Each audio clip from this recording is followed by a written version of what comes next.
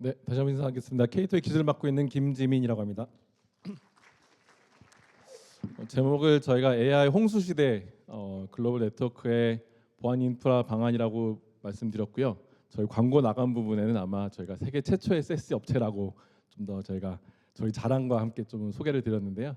저희가 SaaS하는 업체라고 좀 말씀을 많이 드립니다. 그래서 SaaS가 무엇인지에 대한 부분도 중간중간 설명을 드리긴 할 텐데 일단 전반적으로 가시성에 대한 부분 좀 말씀 많이 드리겠고요. 단순히 표현하고 모니터링하는 측면에서 가시성이 아니라 액션 가능한, 대응 가능한 부분으로서 제가 어떤 면으로 전반적인 보안과 네트워크 기반의 보안을 펼칠 수 있는지 좀 말씀드리도록 하겠습니다. 일단 세 가지 정도의 꼭지를 말씀드릴 텐데요. 저희가 정보 보안의 현실성 대부분 여러분께서 공감하실 만한 내용들을 좀 간략하게 설명드리고 문제 제기 측면에서 짚어드리고 그다음에 그런 부분 해결할 수 있는 가장 이상적인 어떤 컨버전스 아키텍처에 대한 설명 그리고 마지막으로 여러분께 실제로 당장이라도 실현 가능한 부분이 어떤 부분인지 좀 말씀드리도록 하겠습니다. AI가 정말 말 그대로 춘추 전국 시대입니다. 여기 일단 로고들을 다 보셔도 이해하지 못할 만큼 저도 모르는 서비스들이 여기 계속 표현되어 있고 오늘도 충분히 많은 서비스들이 계속해서 출시될 겁니다. 보안을 담당하시는 여러분의 입장에서는 가장 핵심적인 그런 우리 조직에서 어떤 서비스를 사용하는지, 누가 사용하는지, 그리고 어떻게 얼마나 사용 중인지, 그래서 어떤 의미가 어떤 보안적인 위협들이 있는지, 우리 조직의 민감한 정보들이 어떤 식으로 혹시라도 유출되고 있는 건 아닌지에 대한 부분들을 많이 고민하실 것 같아서 오늘 세션을 좀 준비했습니다. 섀도우 AI라고 요즘 표현을 많이 합니다. 섀도우 IT에 대한 부분도 조금 이따 말씀드리긴 할 텐데 얼마 전까지만 하더라도 SaaS에 대한 부분을 걱정하셨는데 이젠 한 단계 더 나간 거죠. 그래서 섀도우 AI라는 표현까지 쓸 정도로 요즘 시대가 변했습니다. 생성형 AI에 대한 잠재적인 위협들은 여러 군데서 여러 보고서에서 많이 언급되고 있지만 아무래도 오와스프 파운데이션 기준으로 볼 때도 두 번째로 가장 중요한 위협이라고 얘기를 합니다. 사용자들이 대용량 언어 기반의 모델을 활용하는 시점에서 어느 정도의 위협들이 우리 조직에서 흘러나가는지 가장 중요한 두 번째로 중요한 것이 이제 실제로 우리 조직의 정보가 외부적으로 노출될까 하는 걱정들입니다.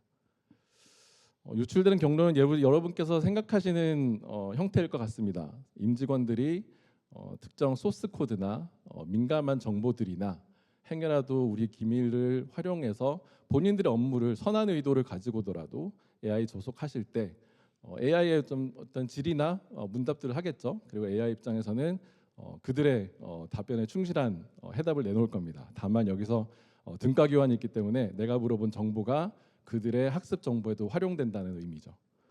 그러다 보니까 의도하든 의도하지 않았던 실제로 정교한 질문을 통해서 공격 기법이 활용되기도 하는데 일반 사용자들이 그 다음 제2의 제3의 사용자가 물어봤을 때 사전에 학습된 데이터가 행여라도 우리 조직에서 노출되었던 이전의 정보들이 다음 사용자의 응답에 활용되기도 한다는 측면입니다. 실제로 연구 사례들도 이미 있습니다. 그래서 기존에 학습된 정보를 빼내는 기법들도 이제 여러 논문 어떤 실제 사례들이나 구글이나 NYU 같은 데서 보고한 사례들이 있거든요. 그래서 학습 자료 자체를 통으로 빼는 어떤 기법들 아니면은 정교하게 질문을 이어가면서 교묘하게 학습 데이터를 조각조각 빼내서 조각조각된 그 정보들을 다시 취합했을 때는 하나의 통으로 재조합할 수 있는 형태까지도 공격 기법들이 많이 발전되어 있고 저희가 인지를 하고 있습니다. 사실 이제 우려와 현실들은 이미 신문지상에서 많이 접하시고 계시고 실제적으로도 당장 올해 2월달에 나온 기사들도 사용자들이 쓰고 계시는 API 키들이나 민감한 정보들이 유출되었었다라는 기사들도 이제 도리어 놀랍지도 않으실 것 같습니다. 이런 기사들을 제가 캡처해서 드리더라도 그래서 대부분의 보안 담당자들은 이 부분을 이미 우려하고 계셨고 현실로 나타났다라는 부분입니다. 그래서 AI 업무가 우리 조직에는 좋을 수도 있지만 모든 대부분의 기술들이 IT 기술들이 그렇듯이 음지와 양지가 있게 되고 실제로는 정보 유출을 많은 담당자분들께서 고민하신다입니다. 단순히 AI뿐만은 아니죠. 앞서 말씀드린 것처럼 우리 조직에서 쓰는 다양한 SaaS 서비스들이 있습니다. 536이라던가 박스, 구글 드라이브, 그다음에 줌 서비스들, 팀즈, 수많은 사스 서비스도 똑같은 질문을 해볼 수 있을 것 같아요. 우리 조직의 많은 근무자들, 사용자들이 원격에서 접속하든 아니면 들어오고 나가는 많은 협력사 직원들이 혹은 직원들이 임시적으로 사용하는 개인 BYOD 단말들도 이렇게 수많은 다양한 출발지들에서 불특정 다수의 다양한 사스 서비스로 계속해서 접속하게 될 텐데 우리 조직의 IT를 보안을 담당하는 담당자로서는 크게 이제 계속해서 반복되는 질문들이 있죠. 우리 조직에서 과연 얼마나 쓰고 있는지, 어떤 형태로 노출되고 있는지, 그래서 행여나 이런 사스 서비스들의 우리 민감 정보들이 흘러나가고 있는 건 아닌지 질문을 할 수 있는데 답을 찾는 게 쉽지 않습니다. 막연히 우리 조직에 어떤 정보를 찾아야 되지? 방화벽을 보면 되나? 우리 웹 서버를 보면 되나? 우리 웹 프록시를 까봐야 되나? 사용자들의 엔드 포인트를 일일이 다 찾아봐야 되나? 사실 여러 포인트들마다 각각에서 최선을 다할 수는 있겠지만 궁극적으로는 이 다양한 접속 형태들과 다양한 목적지들에 대한 통합적인 가시성이 부족하다라는 게 아마 큰 원인의 출발점일 것 같습니다. 그러면 이 부분을 실제로는 어떤 형태로 저희가 고민을 해봐야 되느냐, 어떤 부분에서부터 다시 이 문제를 해결해 나갈 수 있는 꼭지를 찾아야 되느냐일 텐데 제가 좀 상당히 단순화된 그림이긴 하지만 많은 조직들에서 쓰고 있는 네트워크 보안 인프라를 좀 그림을 좀 가져왔습니다. 첫 번째 보시는 게 네트워크 장비들이 있겠죠. 방화벽, SDN 장비라든가 MPLS 라우터들, 전용선들을 연결하는 지점 대 지점을 연결하는 네트워크 장비가 이렇게 있습니다. 네, 그리고 두 번째로는 사내 지점들 연결하기 위한 결국에는 트래픽들에 대한 가시성을 확보하고 보안 정책을 펼치기 위한 사내 장비들이 보안 장비들이 있죠. 방화벽이 됐건 IPS 장비들이 됐건 그 지점 대 지점 사이 흘러다니는 내부 트래픽들을 처리하는 보안 장비들이 있습니다. 그리고 트래픽들이 외부로 나가야 된다고 한다면 인터넷 관문 장비들, 웹 게이트웨이나 혹시라도 추가되는 캐스비나 DLP 같은 솔루션들이 결국 관문마다 존재하면서 트래픽들의 내부에서 외부로 흘러나가는 트래픽들에 대한 추가적인 보안들을 펼치게 됩니다. 이렇게 쭉 연결해서 어떤 데이지 체이닝 형태로 일련의 패켓들이 여러 보안 모듈이나 장비들을 거치면서 각각의 역할을 수행하는 이후에 궁극적으로 목적지에 도달하는 형태로 이제 구축을 많이 하시게 되는데요. 여기에는 피할 수 없는 구조적인 어려움들이 있습니다. 먼저는 각각의 장비들이 자기 할 일만 하기 때문에 관리자 입장에서는 조직 관리 측면에서는 각각의 장비들이 하는 행위를 수집해야 되고 거기에 대한 상관 분석을 하기 위한 별도의 관리 분석 툴들이 필요하게 됩니다. 그래서 하나의 패키지 들어왔을 때는 사용자를 식별해야 되고 네트워크 장비라든가 보안 장비, 그다음에 인터넷 장비들이 각각의 역할을 수행하고 그 후에 상관관계들을 분석하기 위한 별도의 데이터 레이크나 SIEM이나 SOA 같은 환경들을 통해서 구축하시고 지금 이 많은 그런 형태로 운영하고 계시긴 하죠. 하지만 여기의 취약점들은 각각의 포인트 솔루션들이 개별적으로 존재한다는 기본적인 틀입니다. 관리자 입장에서는 쪼개진 솔루션들, 포인트 솔루션들을 운영해야 되기 때문에 장비의 운영 주체라든가 아니면 보안 이벤트가 발생했을 때의 원인을 파악하는 것들, 그리고 개선점들을 찾기 위한 실시한 대응이 늦어진다는 부분들이 있습니다. 장비에서 발생한 이벤트를 사후적으로 분석하기 때문에 당장 일어나고 있는 위협들에 대한 적극적인 대응이 어렵다라는 부분도 있습니다. 관리자가 결국에는 그 장비로 접속을 해서 정책을 내려야 된다거나 당장 발생하고 있는 위협의 포인트를 찾아서 거기에 실질적인 어떤 설정이나 사용자들에 대한 대응을 필요로 하게 된다는 거죠. 조금 더 얘기를 확장해서 보면은 결국에는 우리 조직에 쓰고 있는 전반적인 네트워크와 인프라에 대한 부분이 통합되지 않기 때문에 발생하는 부분이라고 볼 수 있을 것 같습니다. 전통적으로 지점 대 지점이나 데이터 센터를 연결하는 전용선이나 MPLS 같은 형태로 사내망을 구축하였을 때는 상대적으로 문제가 적었었죠. 거기만 지켜보면 되니까. 그렇지만 그 지점의 사내 연결성이라는 부분이 확장되면서 인터넷으로 접속이 노출되는 순간 목적지에 대한 클라우드에 대한 목적지라든가 일반 웹 서비스들에 대한 접속을 위한 보안이 필요할 것이고, 그다음에 그들이 그 외부로 노출되기 위한 우리 조직을 보호하기 위한 또 별도의 인터넷 보안 솔루션들도 함께 고민을 하셔야 됩니다. 그리고 단순히 본사나 특정 어떤 지역에 국한된 것뿐만이 아니라 해외 지점이 있다거나 전국에 지점이 흩어져 있는 형태라고 한다면은 각각의 지점에 대한 보안도 담보가 되어야 될 것이고 그 지점에서 또 결국에 목적지가 인터넷이나 사내로 또 들어와야 될 거기 때문에 거기에 필요한 구축도 보안 구축도 함께 이루어져야 됩니다. 원격 사용자들이나 재택근무자들에 대한 보안도 함께 고민이 이루어지게 될 거고 단말에서 원격 사용자들에 대한 PC 보안을 위해서 어떤 설치형으로 SSL VPN이나 웹프록시 같은 것들을 단말에 설치하셨을 거고 그 사용자들이 혹시라도 내부로 접속해야 된다고 하면은 또 다른 또 보안 접속용 VPN 소프트웨어 같은 것들을 설치하셔야 되게 됩니다. 궁극적으로는 이런 다양한 접속지와 목적지에 대한 개별 솔루션들을 계속해서 운영해야 된다는 부분이 앞장과 그닥 다르지 않습니다. 제가 이렇게 설명드린 부분들을 여러분 조직의 어떤 환경과 좀 매핑해 보시면은 좀 같이 이제 매핑되는 부분들이 많으실 것 같아요. 우리 조직도 저렇게 쓰고 있는데, 우리 조직은 보안이 탄탄해. 우리 조직은 네트워크 구성마다 각 요소들마다 관문마다 경계면마다 다양한 솔루션들이 배포돼서 잘 지키고 있어라고 얘기하실 수도 있지만 한편으로는 각각의 개별 포인트 솔루션들의 조합일 뿐이라고 좀 제가 과격하게 말씀드릴 수도 있을 것 같습니다. 그래서 우리 조직에서 쓰고 있는 전반적인 트래픽에 대한 가시성과 그 사용자들이 쓰고 있는 현황을 파악하는 데는 개별 장비의 정보가 필요하고 개별 장비들이 수집한 별도의 데이터 레이크를 활용해야지만 우리 조직의 전반적인 가시성을 확보할 수 있다라는 역설적인 부분이 존재한다는 거죠. 네, 앞서 말씀드린 것처럼 구성이나 설치, 운영, 배포, 장애 처리까지도 여전히 관리자의 목 혹은 관리자의 어려움으로 인한 사용자의 어려움으로 존재한다는 부분입니다. 실제로 운영 측면에서 어떨까요? 여기 사용자가 왼쪽 편에 있습니다. 가상 사용자 A가 예를 들어서 세일스포스나 특정 사용자 어떤 서비스든 상관없습니다. 536이 됐건 별도의 다른 특정 사스 서비스를 접속하기 위해서 사용자가 뭔가 하는데 느리다고 이제 얘기를 하겠죠. 뭐가 너무 느려요. 네트워크 때문에 업무를 못 보겠어요. 라고 이제 컴플레인 하시기도 합니다. 근데 관리자 입장에서는 그 전화를 받는 순간 이제 멘붕에 빠지죠. 어제는 잘 됐었나요? 오늘만 문제인가요? 어디서 쓰시는 거죠? 네이버는 잘 되시나요?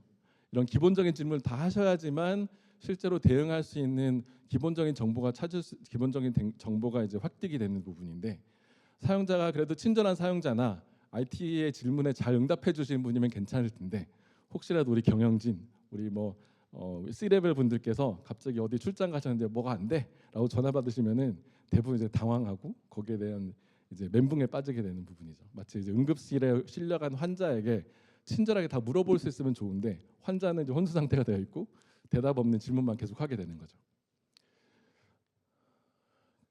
그래서 이제 전반적인 개혁 어떤 혁신적인 틀의 어떤 생각의 전환이 필요하다라는 부분이고요. 네트워크와 보안과 하나의 큰 틀로 묶어서 이런 분산된 형태의 다양한 접속지 형태를 어떤 식으로 좀 저희가 개선할 수 있을까라는 고민이 지속적으로 있어왔던 부분입니다. 여기서 이제 세시라는 아키텍처 출현이 있는 거고요. 저희가 서두에 K2는 세시 하는 회사다라고 말씀을 드렸는데 사실 세시는 저희가 만들어낸 용어가 아니고 이미 많은 분들께서 보안 쪽에서 접하신 단어이긴 한데 가트너에서 제시했던 네트워크와 보안을 하나의 틀에서 바라봐야 된다라는 어떤 새로운 아키텍처입니다. 왼편에 보시는 어떤 보안적인 요소들이 다양하게 망라되어 있고요. SD-WAN이나 WAN 가속화 기능, 그다음에 어떤 QoS 같은 지점 대 지점을 연결하고 그 연결성에 대한 다양한 가용성이나 그 원활한 트래픽 처리에 대한 솔루션을 다룬 부분이 하나 있고요. 또 한편으로는 이제 보안 측면에서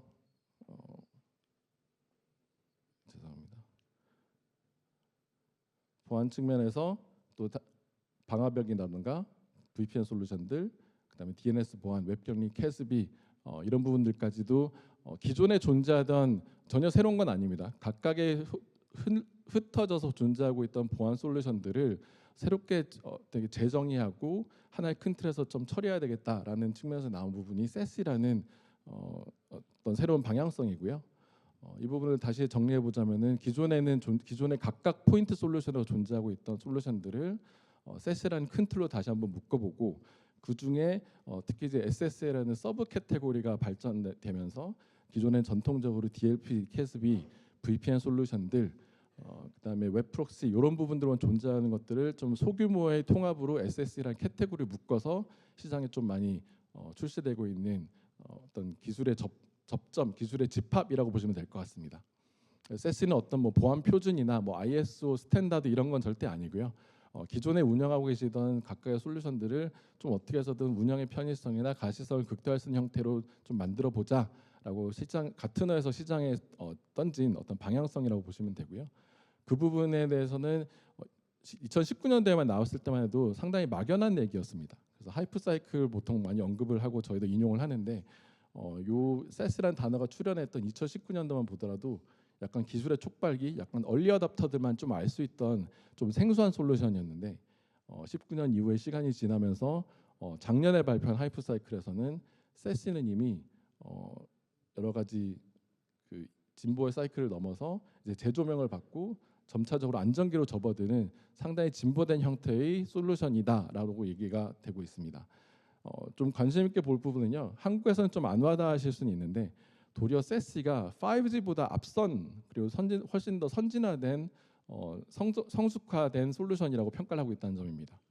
그리고 저희 SES보다 조금 앞선 정도가 마이크로 세그멘테이션 IPv4 정도의 좀 성숙도를 가지고 있다라고 할 정도로 한국에서는 이제 뭐 SES에 대해서 조금 더 들으시고 관심 있게 보시는 정도긴 하지만 글로벌 기준으로는 이미 SES가 상당히 안정된 형태로 매추어된 상태로 바라보고 있다는 지점이고요. 보통 한국 이런 트렌드 발표할 때는 한 2, 3년 정도가 늦으니까 이 한국 시장도 이제 이거 무르익었다라고 보는 게 맞을 것 같습니다. SES하는 업체들을 통합해서 가트너에서 매직 쿼드런트를 이제 작년에 발표했는데요. 저희 이름은 좀 익숙하지 않으실 수는 있겠지만 저희와 같이 리더에 같이 어깨를 겨누고 있는 업체들이 여러분께서 상당히 잘 알고 계시는 보안 업체들입니다. 그래서 저희도 시장에서 좋은 평가를 받고 있다는 말씀을 드리고요. 리더권으로 3개 업체밖에 없는데 이 업체들이 한국에서 열심히 경쟁하면서 선의 경쟁을 하면서 SES 시장에 대한 좀 저변을 넓히기 위한 여러 활동들을 하고 있습니다. K2 입장에서는 저희가 통합과 여러 솔루션들을 쓰기 위한 UI적인 통합 솔루션을 잘 제공하고 있다라는 평가를 받고 있고요. 가트너든 포레스터건, 프로스트 설리반이나 기가온 같은 여러 시장 조사 업체에서도 저희가 내세우고 있는 통합에 대한 방향성 그리고 저희가 제공한 솔루션들에 대한 높은 평가가 이루어지고 있습니다. 기본적으로 네트워크 허브는 하나로 제공해야 된다는 큰 틀에서 바라볼 때는요. 기존의 전통적인 네트워크 업체들은 본인들이 상대적으로 약했던 보안적인 기능들을 추가하는 형태로 SES라는 깃발을 향해서 달려가고 있고요. 한편으로는 보안으로 시작했던 업체들은 반대로 네트워크적인 기능들을 추가하면서 본인들도 SES 업체다라고 얘기를 하고 있습니다.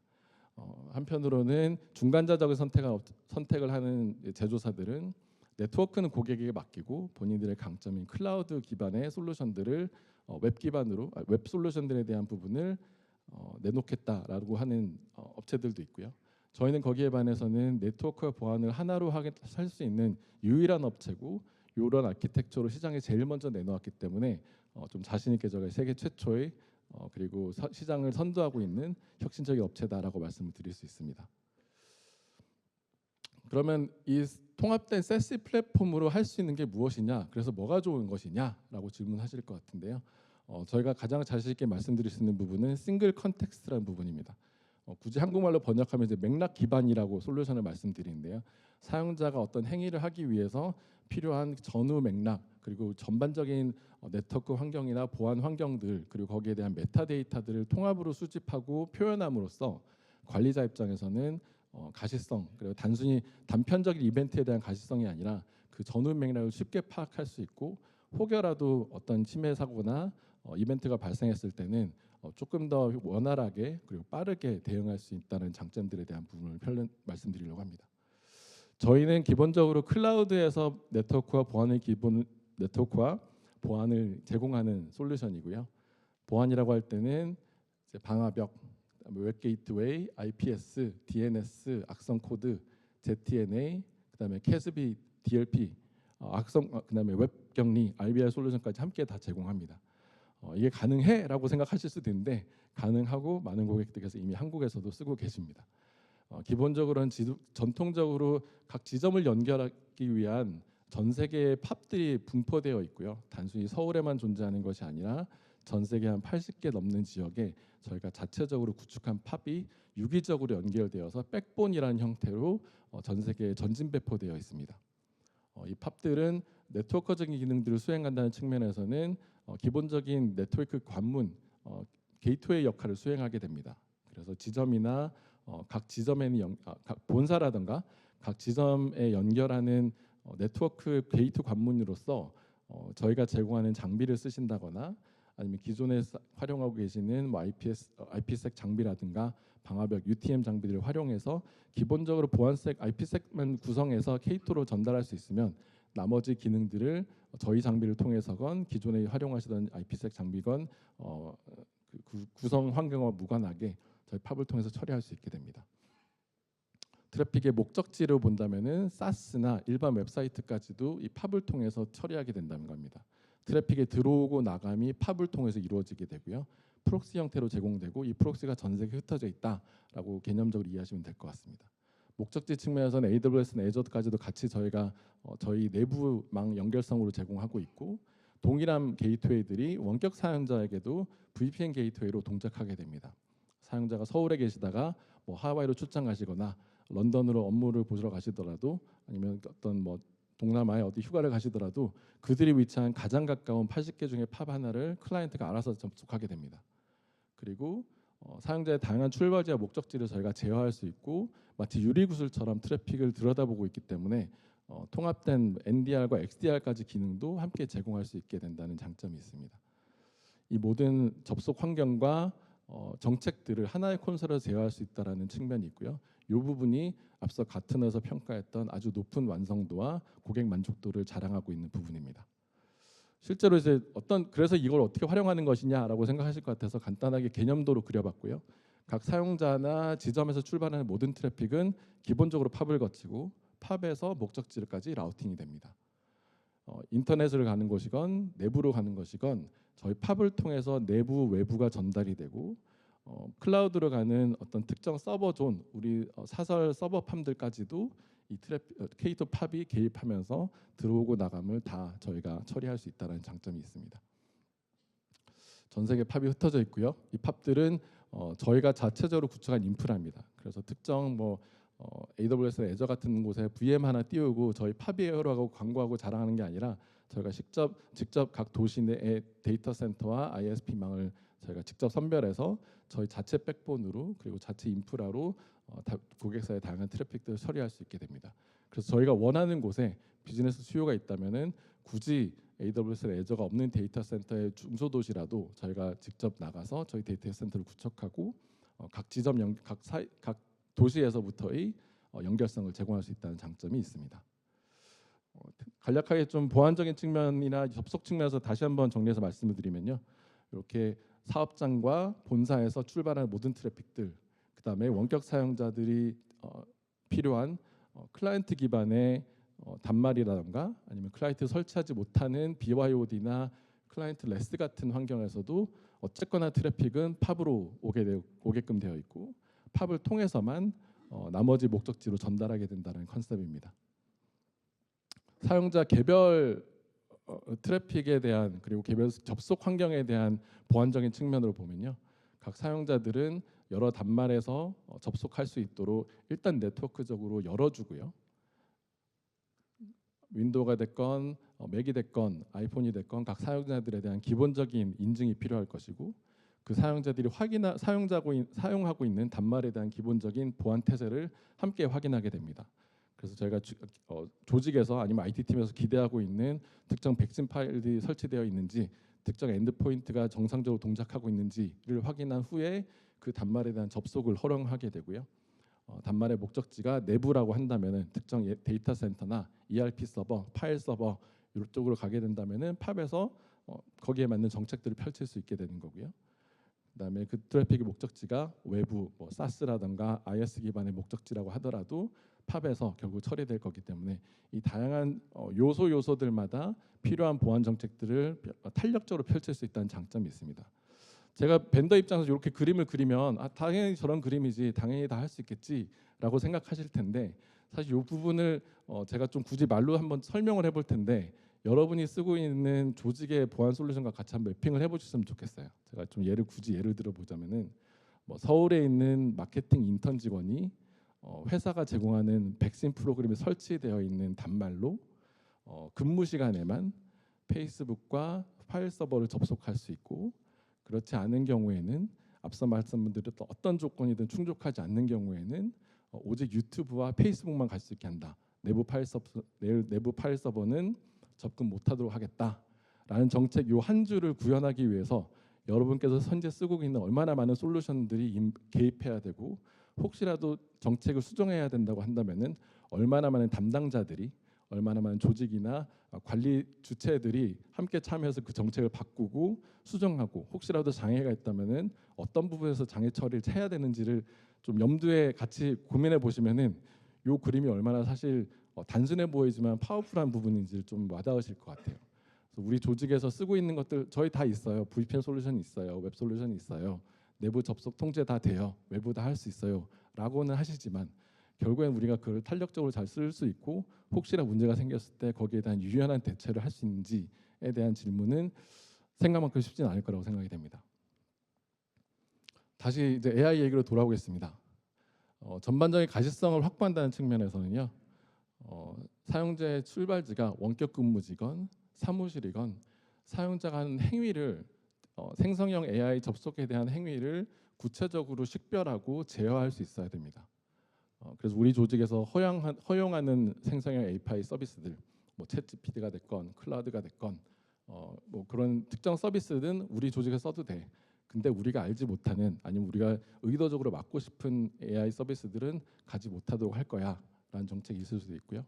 아니면 개별 테넌트도 있죠. 회사 이메일로 접속하는 계정만 회사 용도로만 챗GPT 쓸 거야. 개인 이메일로는 접속 못하게 할 거야. 아니면 그 사용자가 주고받는 응답 가운데 혹시라도 우리 조직에서 민감하게 생각하는 정보가 있다면은 차단할 거야. 그리고 사용자가 주고받는 파일들이 있다면은 그 파일들에 대해서도 종류별로, 아니면 누가 쓸 수 있는지에 따라서 개발팀에서는 소스 코드 차단할 거야. 아니면 재무팀에서는 신용카드가 정보된 파일 차단할 거야. 이런 형태들을 좀 더 적극적으로 펼칠 수 있다라는 거죠. 챗GPT를 접속 통제하는 건 누구나 할 수 있는데, 사용자가 하는 식별을 좀 더 구체적으로 섬세하게 할 수 있느냐가 키일 것 같습니다.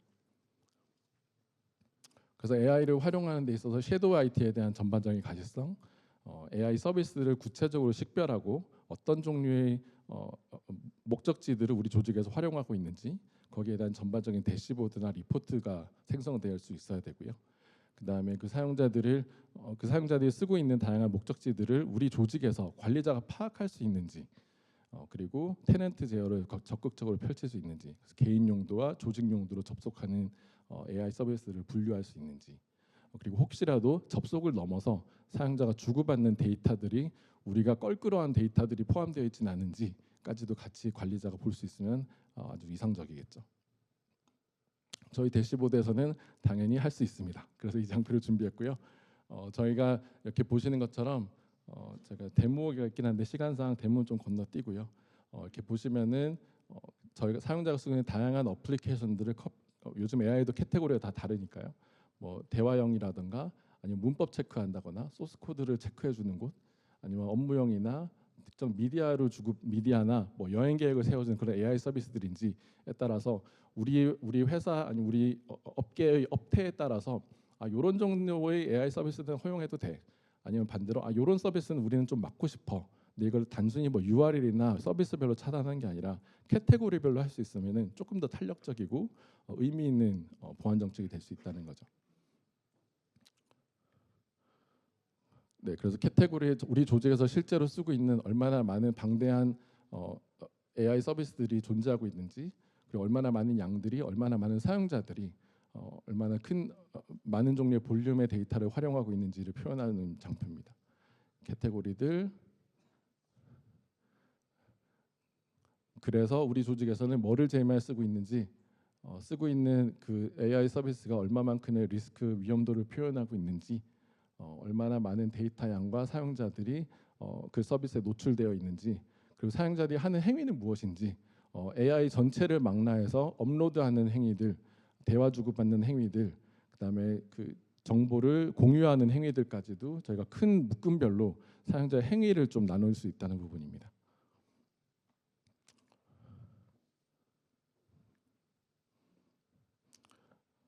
그리고 단순히 저희 팝을 통해서 처리하는 것뿐만 팝을 통해서 네트워크와 사용자의 트래픽을 처리하는 것뿐만 아니라 예를 들어서 여러분이 사용자들이나 뭐 그 개인들이 특정 뭐 PC방에서 바로 우리 AI 서비스를 사용하는 경우도 있겠죠. 회사용 챗 GPT를 항상 회사용 PC로만 쓰는 게 아니라 외부에서도 접속할 수 있게끔 허용한다고 한다면은 그 사용자가 우리 조직의 PC를 사용하지 않았을 때 어떤 행위를 하는지를 식별할 수 있다면 가장 좋을 텐데요. 그 부분을 표현한 게 이제 AI 커넥터입니다. 그래서 저희가 저희 팝과 저희 서비스에서 사용자와 무관하게 챗GPT나 코파일럿과 직접 API 연동을 합니다.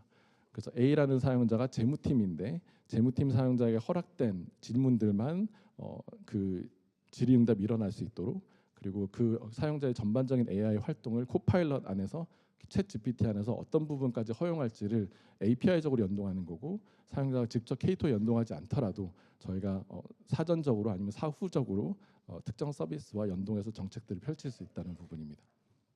이렇게 커넥터들이 제공되고 있고요. 그다음에 리포트까지도 함께 제공할 수 있습니다. 그다음에 사용자 접근 측면에서는 사용자가 할 수 있는 어떤 카테고리들에 대한 강제성을 부여할 수 있고요. 제분팀에서는 우리 개발팀에서는 우리 인턴 직원들은 어떤 행위를 할 수 있어.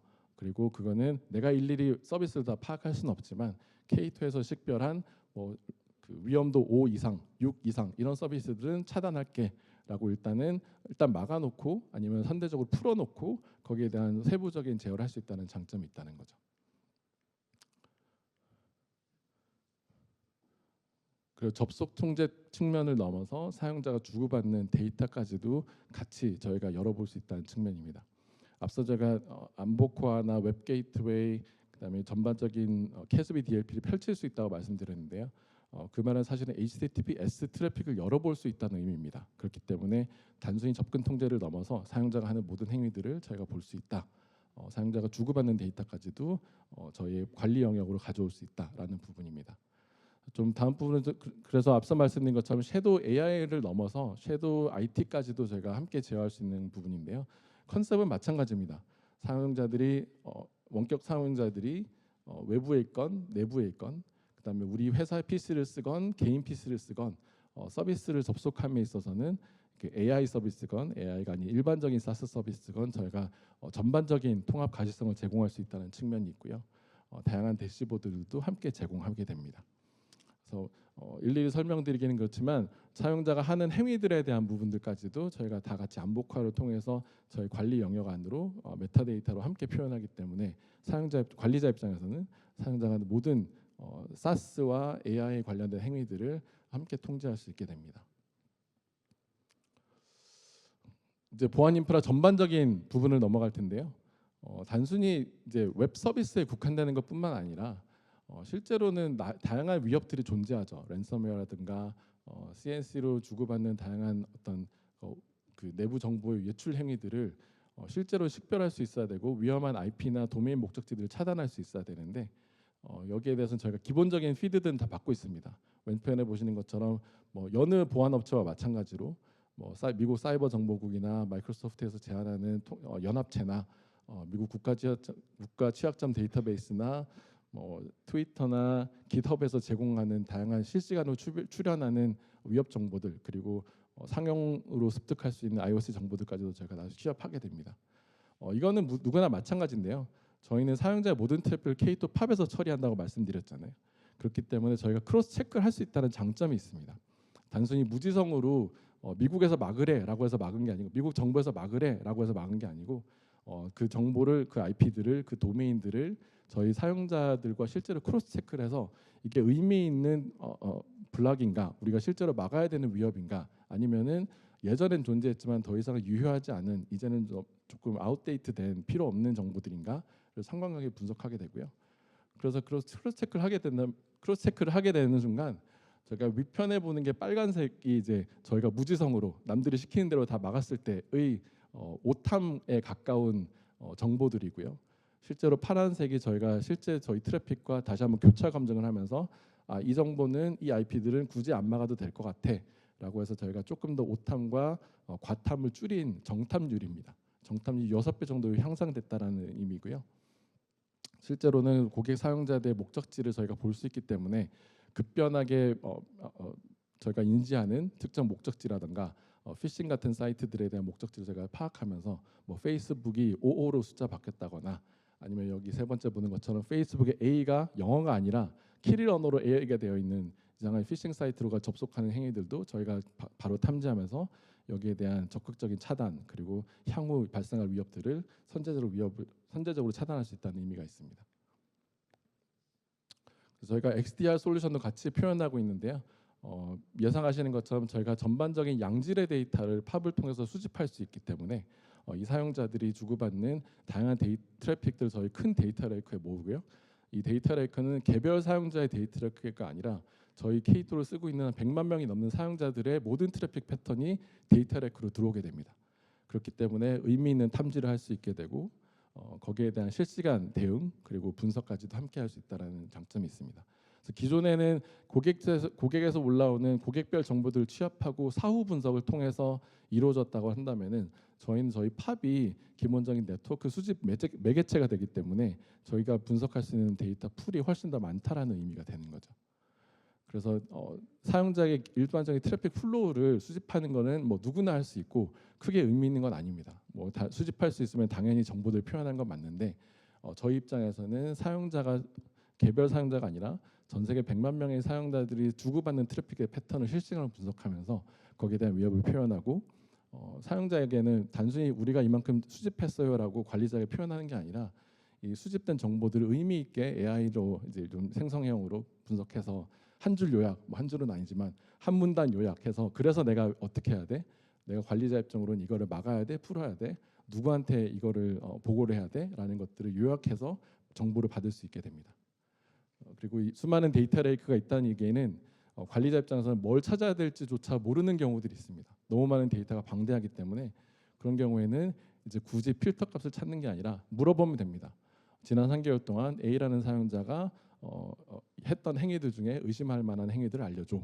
그럼 저희가 거기에 맞는 필터 값을 찾아서 저희가 수집하는 데이터를 이렇게 해서 딱 꽂아서 표현을 합니다. 그래서 다양하게 모든 그 질문이 그렇듯이 섬세하게 그다음에 정교하게 질문하면 질문할수록 더 정확한 답변을 받을 수 있는 저희 AI 툴도 같이 내장되어 있습니다. 마지막으로요. 아까 이제 응급실 환자 말씀드렸는데 저희가 이 다양한 트래픽의 사용자 현황을 수집할 수 있기 때문에 사용자가 쓰고 있는 다양한 맥락들을 포털에서 이미 파악하고 있습니다. 그래서 관리자가 일일이 사용자한테 안 물어봐도 되고요. 저희가 수집하는 기본적인 사용자의 네트워크 정보, 단말 현황이라든가 와이파이 네트워크 정보에 대한 현황에 대한 부분, 그 다음에 그 사용자가 인터넷으로 접속하는 순간 거치게 되는 다양한 경로들까지도 어차피 K2가 트래픽의 그 종단 엔드투엔드를 다 파악하고 있기 때문에 그 사용자의 사무실 현황, 사무실 인터넷의 현황, 그다음에 그 사용자들이 가려고 하는 목적지들이 특정 사용자에게만 문제가 있었는지 아니면 우리 K2 사용자 전반적으로 감지됐던 이슈들인지 그런 부분을 함께 통합해서 저희가 일렬적으로 표현합니다. 그래서 여기는 어떤 어플리케이션에 대한 품질을 상중하로 표현해서요. 사용자가 와이파이 상대는 어땠었고 그 사용자의 인터넷은 어땠었고 그 사용자가 536 서비스를 접속했었을 때 전반적인 품질은 어땠었는지 그리고 그 사용자의 품질 대비 나머지 K2 전체 사용자들을 비교했을 때는 어느 정도의 평가 수치를 가지고 있는지를 같이 표현합니다. 이게 한 포털 안에서 제공된다는 측면이고요. 개별적인 솔루션들은 물론 많이 있습니다. 뭐 당장 밖에 나가셔도 모니터링 툴이라고 존재하는 솔루션들이 수없이 많은데 핵심은 대응할 수 있느냐거든요. 저희는 어차피 트래픽이 저희 K2 팝을 통해서 처리되기 때문에 이 다양한 트래픽에 대한 연결성들, 그다음에 가시성들, 거기에 대한 사용자 경험치까지도 하나의 포털에서 제공을 할 수 있게 됩니다. 그래서 사용자가 우리 조직에서 어떤 서비스를 많이 쓰는지, 어떤 사스 서비스로 접속하고 있는지, 그 서비스에 대한 전반적인 품질이 어땠는지를 개별 사용자 단위, 그다음에 전반적인 어카운트 단위, 우리 조직 전체 단위, 아니면 서울 사무실에서의 품질 수치와 뭐 부산 사무실, LA 사무실에서 품질 수치를 같이 비교하면서 우리 조직에서 서울에선 괜찮았었는데 요 사용자 LA에서만 문제가 있었구나. 아니면 우리 536은 괜찮았었는데 원드라이브만 좀 문제가 있었구나. 이런 것들까지 한꺼번에 표현할 수 있다는 장점이 있습니다. 그래서 마지막 장표인데요. 저희가 이렇게 사용자의 전반적인 현황, 네트워크적인, 그다음에 사용자의 개별에 대한 식별들, 그다음에 사용자가 쓰고 있는 단말, 그다음에 사용자가 주고받는 데이터, 궁극적으로 사용자가 소비하고 싶어하는 어플리케이션까지도 저희가 한 포털에서 하나의 콘솔에서 하나의 아키텍처에서 제공할 수 있기 때문에 전반적인 보안 가시성을 확보할 수 있고 단순히 표현하는 것뿐만 아니라 K2가 볼 수 있기 때문에 거기에 대한 상관관계 분석, 위협 분석까지도 같이 관리자에게 제공하고 궁극적으로는 조직의 조직에 대한 보안성을 고도화할 수 있다는 장점, 그리고 혹시라도 문제가 생겼을 때 적극적인 대응을 할 수 있고 시의적절한 대응을 할 수 있다라는 기반을 마련해주는 측면에서는 K2가 조금 더 여러분의 보안을 향상시켜 줄 수 있는 솔루션이 되지 않을까라고 생각합니다. 그래서 세 가지 꼭지 말씀드렸는데요. 사실은 눈치채셨겠지만 두 가지입니다. 당장 K2를 쓰시면은 기존에 겪고 계신 여러 가지 어려움들을 저를 통해서 조금 더 이상적인 아키텍처를 당장 실행해 보시고 거기에 대한 장점을 가져가실 수 있을 거라고 생각이 됩니다. 네, 그럼 오늘 발표는 여기까지 하겠습니다. 감사합니다. 네, 강연 감사드립니다.